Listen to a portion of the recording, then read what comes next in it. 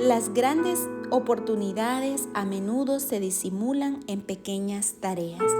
Día número 34, mentalidad de siervo. El servicio comienza en tu mente. Para ser un siervo se requiere un cambio de pensamiento y actitudes. Dios está más interesado en por qué haces las cosas que en lo que hacemos. Las actitudes cuentan más que los hechos. El rey Amasías perdió el favor de Dios porque hizo lo recto ante los ojos del Señor, aunque no de todo corazón. Los siervos sirven a Dios pensando en 5 actitudes. Número 1, los siervos piensan más en otros que en sí mismos. Se enfocan en los demás, no en ellos mismos. Esto es verdadera humildad. No pensar menos de, sino menos en nosotros mismos. Se olvidan de sí mismo, Pablo dijo, olvídense de ustedes mismos lo suficiente para que extiendan una mano ayudadora. Esto es lo que significa perder tu vida, olvidarte de ti mismo para servir a otros. Cuando dejamos de enfocarnos en nuestras propias necesidades, comenzamos a advertir las que yacen a nuestro alrededor.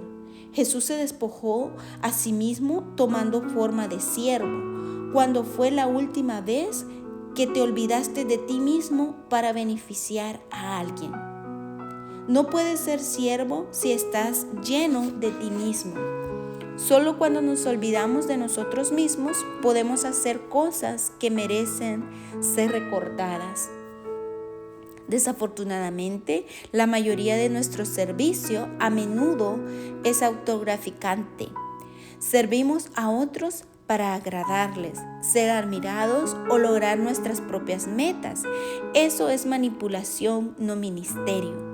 Todo el tiempo en lo que realmente hemos estado pensando es en nosotros mismos y cuán noble y maravillosos somos.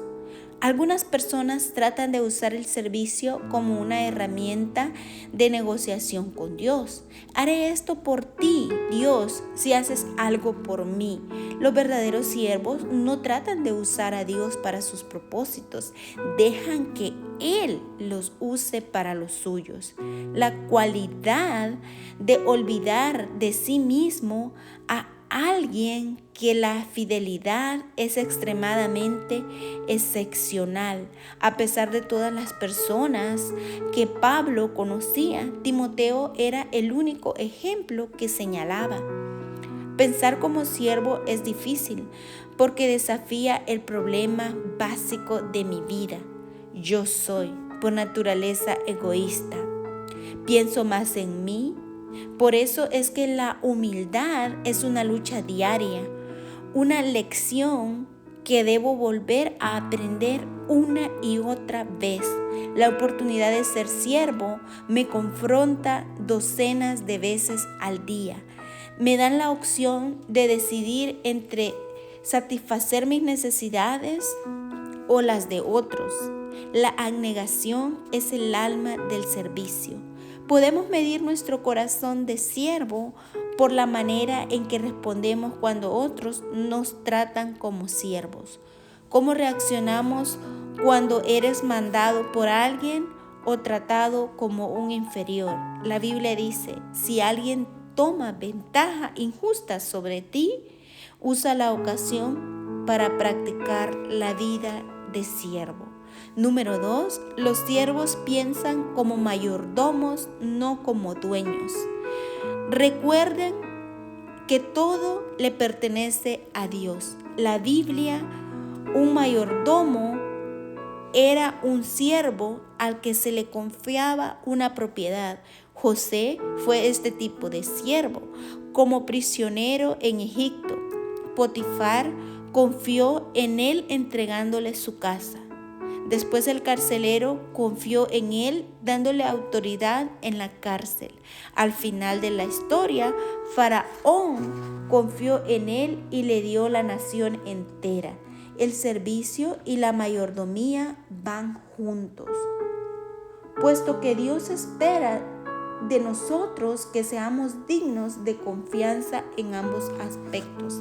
La Biblia dice, la única cosa que se requiere para ser tales siervos es que sean fieles a su Señor.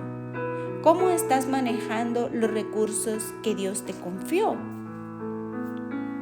Para comenzar a ser un verdadero siervo, tienes que tomar en cuenta el tema del dinero en tu vida. Jesús indicó, ningún sirviente puede servir a dos patrones, no puede servir a la vez a Dios y a las riquezas. No dijo, no deben, sino no pueden. Eso es imposible. Vivir para el ministerio y para el dinero son metas mutuamente excluyentes. ¿Cuál escogerías? Si eres un siervo de Dios, no puedes trabajar para ti mismo. Todo tu tiempo le pertenece a Dios. Él insiste en una lealtad exclusiva, no en una fidelidad a medias. El dinero posee el potencial mayor para reemplazar a Dios en tu vida. Más personas se alejan del servicio debido al materialismo que a cualquier otra cosa. Dicen, después que cumpla mis metas financieras, voy a servir a Dios. Esa es una decisión necia que lamentarán por la eternidad. Cuando Jesús es tu Señor, el dinero te sirve, pero si el dinero es tu Señor, te conviertes en un esclavo de Él. Ciertamente la riqueza no es un pecado, siempre y cuando la usamos para la gloria de Dios. Los siervos del Señor siempre están más conscientes del ministerio que del dinero. La Biblia es muy clara. Dios usa el dinero para probar tu fidelidad como siervo. Esta es la razón por la que Jesús habló más acerca de él que del cielo o del infierno. Él dijo, si ustedes no han sido honrados en el uso de las riquezas mundanas, ¿quién les confiará las verdaderas? La manera en que usas tu dinero incide en cómo Dios puede bendecir tu vida. Los edificadores de riquezas continúan acumulando más tesoros para sí mismos, sin importar cuánto hacen, pero los edificadores del reino cambian las reglas del juego. Persisten en hacer dinero, pero lo hacen para regalarlo. Usan las riquezas para financiar a la iglesia, a la misión de Dios en el mundo. Número 3. Los siervos piensan en su trabajo, no en lo que otros hacen. No comparan, critican ni compiten con otros siervos o ministerios. Están muy ocupados haciendo el trabajo que Dios les asignó. La competencia entre los siervos de Dios es ilógica. Por muchas razones, todos estamos en el mismo equipo. Nuestra meta es complacer a Dios, no agrandarnos a nosotros mismos. Tenemos diferentes tareas y todos fuimos formados con cierta singularidad. Pablo dijo, no se comparen unos con otros como si uno de ustedes fuera mejor o peor que el otro. Tenemos mejores cosas que hacer en nuestra vida, como uno de ustedes es un original. No hay lugar para celos mezquinos entre los siervos. Cuando estás ocupado en servir, no tienes tiempo para criticar. El tiempo que gastas en criticar a otros deberías usarlo para ministrar. Cuando Marta se quejó con Jesús de que María no la estaba ayudando en su trabajo, perdió su corazón de sierva. Los siervos verdaderos no se quejan de las injusticias, no viven lamentándose ni se resisten con quienes no están sirviendo. Solo confían en Dios y se mantienen sirviendo. No es nuestro trabajo evaluar a otros siervos del Señor. La Biblia dice, ¿quién eres tú para criticar al siervo de otro? El Señor decidirá si su servicio ha hecho lo correcto. Tampoco es nuestro trabajo defendernos de la crítica. Deja que tu Señor lidie con eso. Sigue el ejemplo de Moisés, que mostró una verdadera humildad ante sus opositores, de Nehemías, cuya respuesta a la crítica fue simple: estoy ocupado. Si bajara yo a reunirme con ustedes, la obra se vería interrumpida. Si sirves como Jesús, puedes esperar ser criticado. El mundo, aún las iglesias, no entiende lo que Dios valora en el servicio. Uno de los actos más hermosos de amor que le demostraron a Jesús fue criticado por sus discípulos. María tomó lo más valioso que tenía, un perfume costoso, y lo vertió sobre Jesús. A tan espléndido servicio, los discípulos lo llamaron derroche. Sin embargo, Jesús lo llamó una obra hermosa. Y eso es lo que importa. Tu servicio a Cristo nunca es considerado como pérdida, aunque otros lo digan. Número 4. Los siervos basan su identidad en Cristo. Dado que ellos recuerdan que fueron amados y aceptados por gracia, los siervos no tienen que probar su mérito. Voluntariamente aceptan tareas que otras personas inseguras consideran inferiores. Uno de los ejemplos más conmovedores de servicio es la imagen misma que Jesús muestra cuando les lava los pies a sus discípulos. Esto era equivalente a lo que hoy sería lustrar el calzado, un trabajo sin prestigio. Sin embargo, Jesús sabía quién era Él, y de manera que la tarea no amenazaba su propia imagen. La Biblia dice: sabía Jesús que el Padre había puesto todas las cosas bajo su dominio y que había salido de Dios y a Él volvía. Así que se levantó de la mesa, se quitó el manto y se ató una toalla a la cintura. Si piensas ser un siervo, debes tener muy definida tu identidad en Cristo. Solo las personas seguras pueden servir.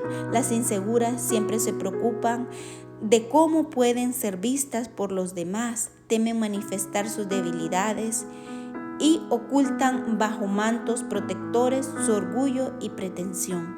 Mientras más inseguro seas, más quieres que te sirvan y más necesitarás la aprobación. Henry Nouwen dijo: para que podamos servir a otros, debemos morir por ellos. Eso significa que tenemos que dejar de medir nuestro significado y valores con la vara de medir de otros. Entonces comenzaremos a ser libres para ser misericordiosos. Cuando basamos tu valor y tu identidad en tu relación con Cristo, te liberas de las expectativas de otros y eso te permite servir con lo mejor de ti. Los siervos no necesitan cubrir sus paredes con placas y premios para alabar su trabajo. No les interesa que se dirijan a ellos con títulos, ni les gusta considerarse superiores. Los siervos hallan que los símbolos del estatus son innecesarios y no miden su valor por sus logros. Pablo dijo: porque no es aprobado el que se recomienda a sí mismo, sino aquel a quien recomienda al Señor. Si alguien tuvo oportunidad de ser ostentoso debido a sus conexiones y parentesco, fue Santiago, el medio hermano de Jesús. Él tuvo las credenciales de crecer con Jesús como su hermano. Sin embargo, en la introducción de su carta, simplemente se refiere a sí mismo como siervo de Dios y del Señor Jesucristo. Mientras más te acerques a Jesús, menos necesitarás promocionarte. Número 5. Los siervos piensan en el ministerio como una oportunidad, no como una obligación. Disfrutan ayudando a la gente, supliendo sus necesidades y realizando su ministerio. Sirven al Señor con regocijo, por lo que hacen con regocijo, porque aman al Señor y están agradecidos por su favor. Saben que servir es el mejor uso que pueden darle a su vida y que Dios ha prometido recompensarlos. Jesús dijo: a quien me sirva, mi Padre lo honrará. Pablo, por su parte, afirmó: porque Dios no es injusto como para olvidarse de las obras y del amor que para su gloria ustedes han mostrado sirviendo a los santos, como lo siguen haciendo. Imagínate qué pasaría si solo el 10% de los cristianos en el mundo tomaran en serio su rol como siervo. Imagínate todo lo bueno que podría hacerse. ¿Estarías dispuesto a ser una de esas personas? No importa la edad que tengas, Dios te usará si comienzas a actuar y pensar como siervo. La única persona realmente felices son aquellas que han aprendido a servir. Día número 34, pensando en mi propósito. Punto de reflexión: para ser siervo debo pensar como siervo. Versículo para recordar: la actitud de ustedes debe ser como la de Cristo Jesús. Filipenses 2:5. Pregunta para considerar: ¿me preocupo más por ser servido que por servir a otros?